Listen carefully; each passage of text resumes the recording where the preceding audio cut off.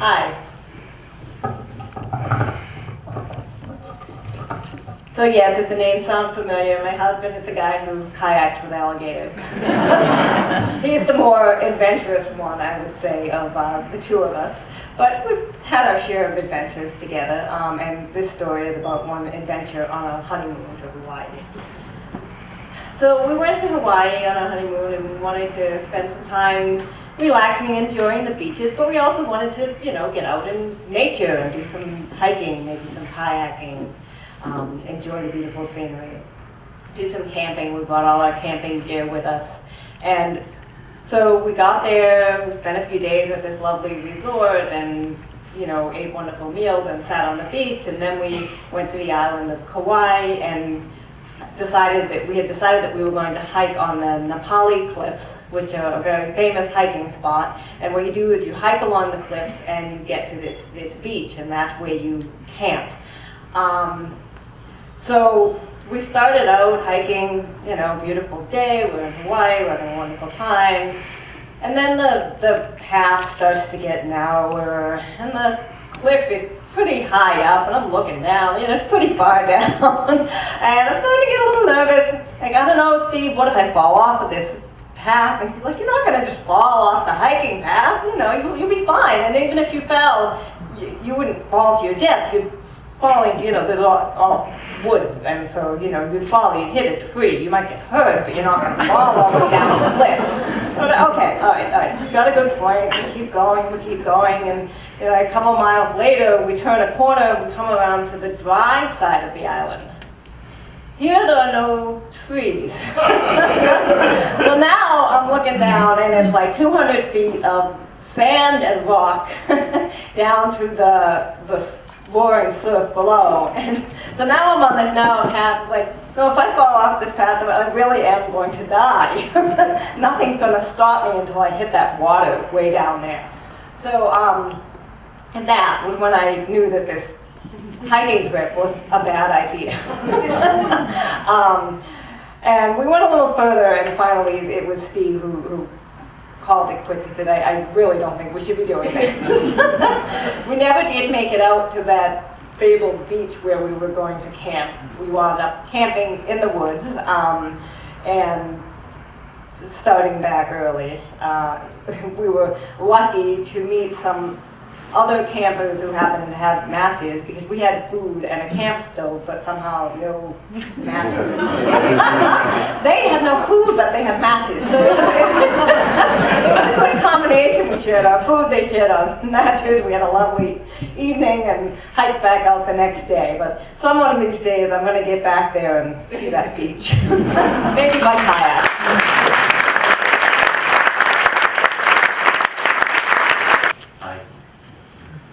So when my husband and I decided to grow our family and adopt a second child, we matched with a birth mom in Louisiana. And it all went great. And then 9 years later, we decided to go back for a family vacation. And so my son could see where he was born. We wanted to bring him to the hospital that he was born in, and we stayed in the same hotel that we had stayed in when he was an infant, waiting for permission to come back to Massachusetts. And there were 5 of us. It was Robert and me and our daughter Carmen, and we also had a male au pair. His name was Richard, our nanny, if you will, and he was from Mexico. And because it was a family vacation, we had done lots of things. I mean, we were staying in Baton Rouge, because that's where we had stayed 9 years earlier. But we went off to the zoo, and we went to a water park, and we were having a great time. And it was at the water park that Richard started asking me questions about New Orleans. Now, Richard was studying to be a jazz guitarist, and he had many friends at the Berklee School of Music. And he wanted to know what New Orleans was famous for, and I said the food. But then as we talked, I was like, wait a minute, I'm an idiot. It's famous for jazz. Like, it's the birthplace of jazz. I can't believe I didn't think of it. And so we were only like an hour or so away, so I figured, well, tomorrow we'll just drive down to New Orleans and make a day of it, and had a lot of fun. and did so many touristy things, including a riverboat cruise, a jazz riverboat dinner cruise up the Mississippi River. And it was, when the boat docked back, and it was towards the end of the evening, it was like 9:30 or 10 o'clock at night, and I figured we would just get back in the car and head out. And Robert said, I have this feeling we're missing a part of New Orleans, there's a part of the experience we just haven't had yet. And I said, well, I'm embarrassed, like I was the only one who'd ever been there before, I'd even been there during Mardi Gras. And I said, well, we haven't really been to the French Quarter, like, we really should be, walking through and experiencing that. But I don't really know if it's a great idea, like 10 o'clock at night with 2 middle school age children. And he was like, no, let's do it, let's get it, let's do it. There's no rush to get back. And so we're walking through, and it's really dark and quiet. And it still wasn't like meeting this image that he had in his mind of what this is supposed to be like. And I explained it's because we hadn't reached Bourbon Street yet. It's like Bourbon Street, that's where the party is at. And he was like, well, let's go there. And I was like, well, really? It's kind of an adult-themed party. And, I don't know how comfortable the kids would be. And that's all my daughter needed to hear. And she was 12. And, she just, she picks up on things like that. And she was like, we're not going there. And I'm like, relax, it's fine. It's not dangerous. And right as we're walking up the street, all of a sudden, it became really obvious. There was a huge party. We were about to cross Bourbon Street. There were Klieg lights and color and laughter and music and everything that should draw you in. And it did. Like, Richard and Robert and James, who was 9, were all like, let's go! But Carmen was like, no, we're not going there. And she turned around and headed off in the opposite direction. And I ran after her and I grabbed her. I'm like, you can't just run off in a strange city. You're sticking with us. And she started to cry, like not sob, but like just like these little tears were forming in her eyes and rolling down her cheeks. And I was like, Carmen, it's okay. And Robert, and I think out of, I don't even know where, I don't even know why, I don't really think he was thinking about what he was saying. He's like, Carmen, it's going to be fun. Besides, your future career might be here. And that only made her cry harder. And I put my arm around her, and we start walking. And we're walking a few blocks, and Richard, who's 25, is like leading the pack. And then James, and then Robert, and then Carmen and I are in the rear. And all of a sudden, this police officer, this very large black police officer, stopped me and Carmen. And he said to me, why is she crying? And I said, it's no big deal. She's just a little upset. She's fine. And he said, uh-huh. And who is she to you? And I said, she's my family, she's my daughter. And I try to make this arm-sweeping notion, pulling in Richard and Robert and James. And it was kind of at that moment that I realized that 2 50-year-old white gay men, a 12-year-old black girl, a 9-year-old black boy, and a 25-year-old Mexican, even in New Orleans we stood out.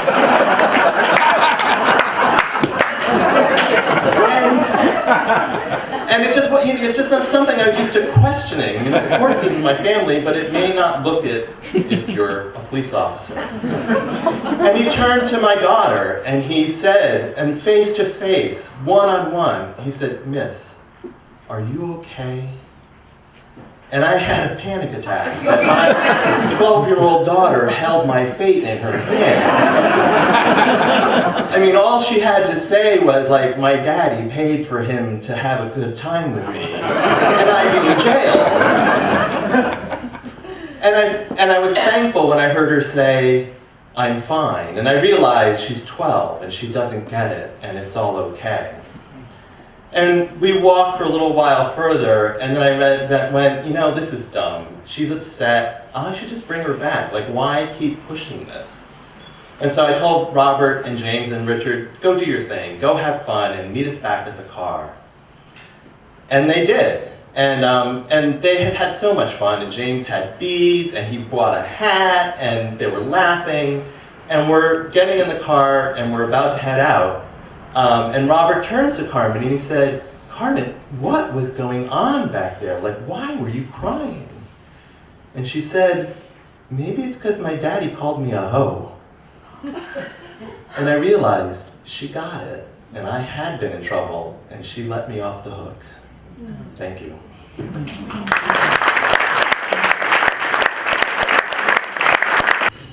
Mike, a lot of you guys come up here the first time and you got a lot of stories. I'm trying to figure out which one to tell.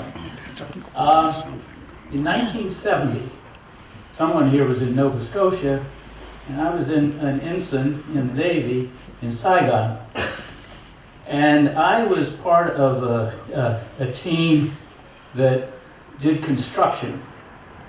And we worked with what we called lump sum contractors.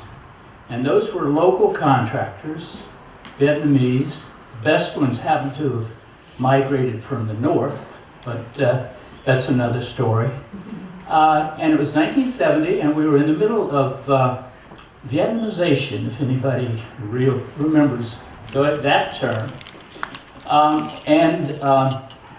Among other things, every morning, 8 o'clock, I reported to then Admiral Zumwalt.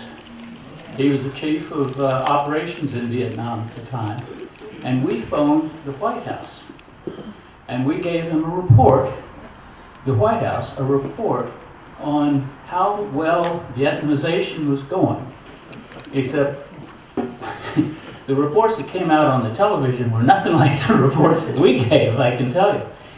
In any event, I had a lady contractor. She was supposed to build what were called MACV hooches. They were small, reinforced buildings. They were about 30 feet long, 20 feet wide, and they were supposed to be reinforced concrete. They were supposed to be able to absorb the impact of an RPG, a rocket-propelled grenade, and she was supposed to build these things. She was supposed to build 100 of them. And we were doing the first one for her. And I was supervising it. And the site was way out in the woods. I mean, these were little compounds just way out in very strange places. And so to get there, you drove down from Saigon, you got down to the Mekong River, you came up the river, took a ferry across, and then I don't know if anybody's seen the movie, remembers the movie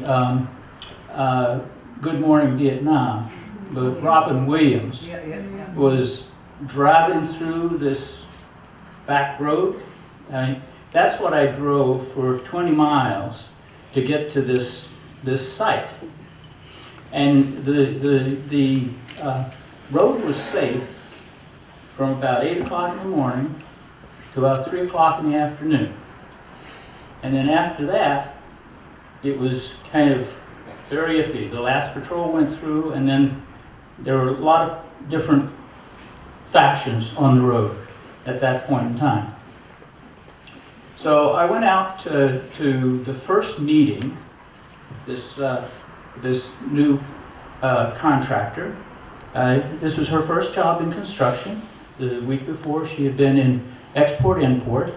I can't tell you how she got the job, but in any event, she was out there at the job site. And I had a Filipino inspector, Rene. And Rene was assigned the job, and he was going to be out there all the time and during construction. So we talked about what we were going to do and how we're going to build this thing.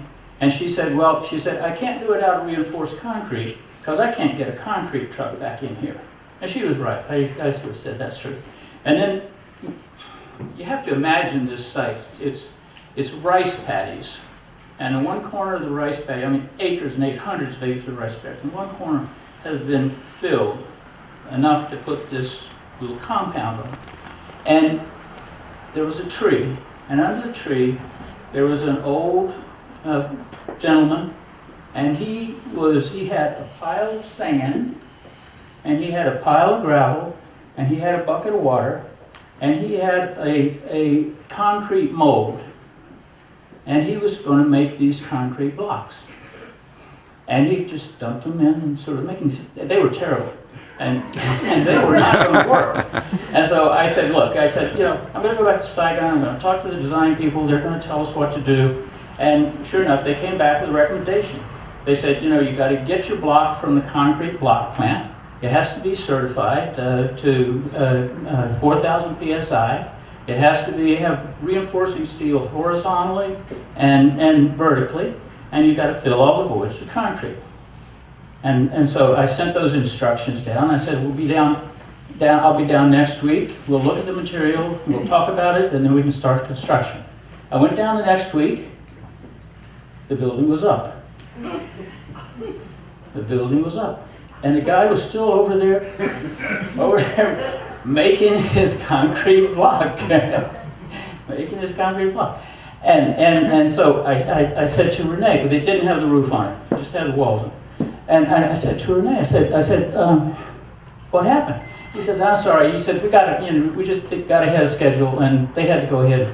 So I said, okay, let's take a look at this. We walked around the building, and it looked all right, sort of, but I was just suspicious. I saw a ball-peen hammer over in the corner, and I picked up the ball-peen hammer, and I said, Renee, I said, I just got to test one little part of this building. I'm sure it's going to be fine. So I went up to the wall, corner, and I hit it. It exploded. And it just pissed me off. I was so upset because Renee had lied to me. And so I just, for the next hour, bang, bang, bang, bang. It took me an hour to knock that building down. And then it was, and suddenly I realized it was 3:30. And I also realized that here I have just put myself in a situation where I've got my inspector in trouble, I've got the lady in trouble. What am I going to do? So I turned around to Renee. I said, Renee, I said, you're a bad boy. I said, you went off to Mito, didn't you, to see your girlfriend? You weren't here this week. You didn't see what was happening. So that gave him his out. He said, yeah, you're right. You know, I wasn't here. And then I said to Ms. Bao, I said, Ms. Bao, you didn't come down here and look, see what was going on. And she said, you're absolutely right. And then I went back to my truck, opened the door of the truck. I said, I'm going back now. And I opened the door of my truck. And there on the seat, the driver's seat of the truck, was an envelope. And in that envelope, I pulled it out, looked at it, and there were, I turned around and I said, there's tens of thousands of dollars in here, Ms. Bao. And she said, yeah. She said, I'm really sorry. She says, I have all this money, and I need somebody to take care of it for me. She said, I need somebody to just protect it for me. Just take it back to Saigon and keep it for me. And okay, it's 3:30. I've got $30,000 in an envelope. I'm on the back of a back road, and I don't know which army is going to be coming after me, but I'm pretty sure one of them. And that's when I knew I was in a lot of trouble. So there's a sequel, and it involves a machine gun, a carpet full of Vietnamese pigs, and one of the most beautiful women I ever met.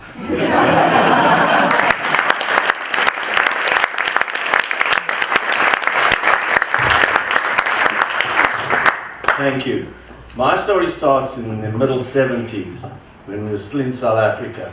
I just finished my residency, and for obvious reasons, which is another story I suppose, we decided we couldn't stay there and we were going to emigrate to the United States. So this was around about July when we decided this was definite. And I came over in about September for an interview at the various hospitals. And I had interviews arranged in Boston, in Houston, Chicago, San Diego, and San Diego. And I arrived in Boston, and I decided that this was for me. I went nowhere else, went back to Johannesburg, and said to my wife, excuse me, we are going to the United States and we're going to Boston.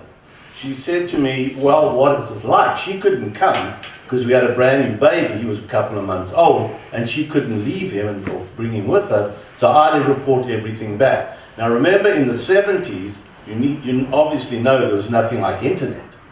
In addition to which, in South Africa, there was no TV. So TV only came to Johannesburg in 1976. So prior to that, you got all your news either from World Book or Encyclopedia Britannica, or maybe if you read National Geographic, you'd learn what was going on. So she said to me, what was it like in Boston? I said, it's great. She said, what about the weather, September? I said, it is absolutely beautiful. Remember, where I came from, weather was a homonym and didn't mean anything like it means now to you. Also, for example, the anomalous expansion of water was a theoretical concept. It didn't happen. Okay? The only difference between winter and summer was in summer we played cricket and in winter we played rugby. Otherwise there was no difference. So what's the weather like in September? It's great, it doesn't change. How much can it change? A little bit warmer, a little bit colder? No big deal. Okay? So a few weeks later, in those days we got our green card within 6 weeks. We arrived in Boston in January in the middle of a snowstorm. We came direct from Johannesburg to New York. No one ever told us it would be better to fly from Europe to Boston. Though that obviously would be intelligent. We had to go through New York.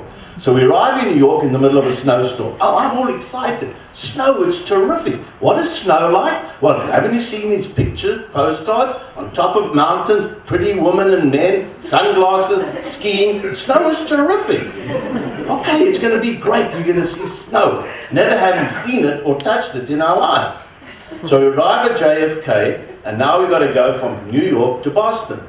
And I've got no money, or very little money, and I've got a $10,000 bank check. That's it. In addition, we have tickets from LaGuardia to Boston on those days on the Eastern Shuttle. So we go from JFK to LaGuardia to get the Eastern Shuttle. We arrive, the shuttles have been cancelled because of a snowstorm in Boston.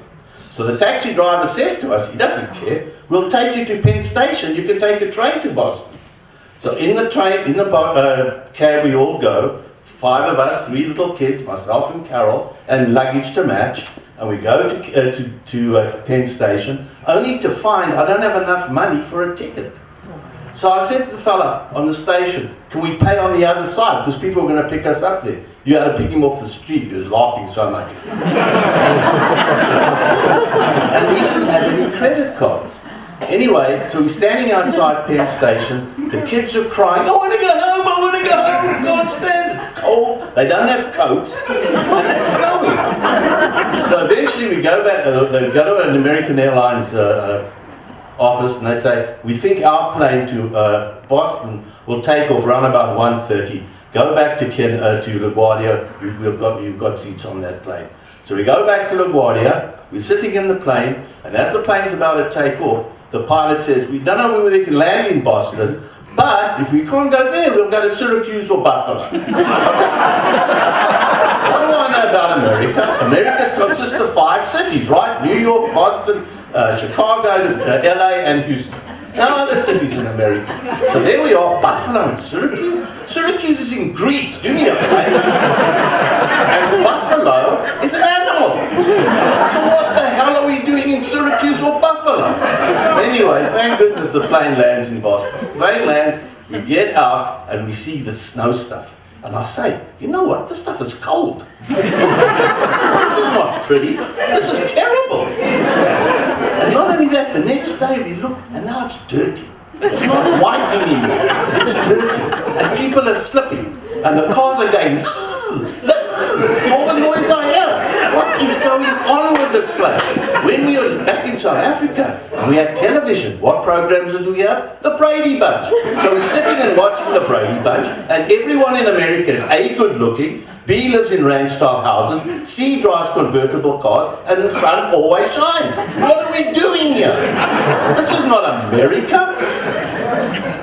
So then we realized at that time that maybe we had made a mistake. What are we doing in this place? Politics aside, this is not a decision well made. And then, however, there's a postscript. 40 years later, we are still here and damn grateful for it.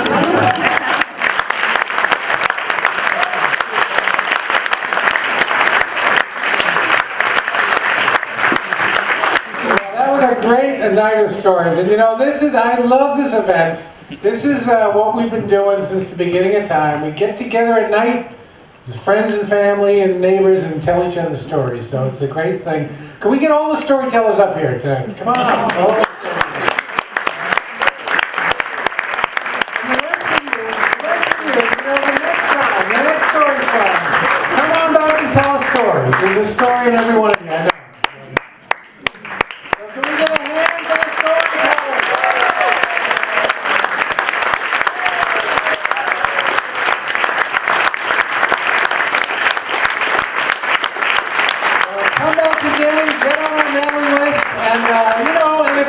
We wouldn't mind if you folded up a couple of chairs too. That would be cool. Thank you. Thank you all.